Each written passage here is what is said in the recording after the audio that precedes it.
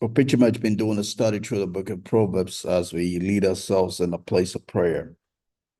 We're presently looking at Proverbs chapter 6, 16 to 19. We're presently in verse 19 as we close out the 7 things that God hates. We looked at them. The first one being a proud look starting from verse 17.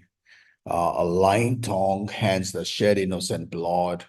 Verse 18 goes on with the fourth one, heart that devises wicked plan, a feet that is swift to do evil. And the sixth one goes on in verse 19, a false witness who speaks lies. And the last one we're trying to close out today is the one who sows discord amongst brethren.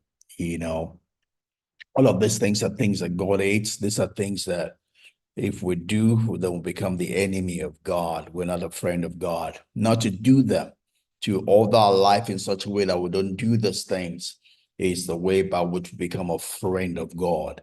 We order ourselves in the path of righteousness, as God would say, as David will say in his Psalm 23, God leads us in a path of righteousness for his name's sake.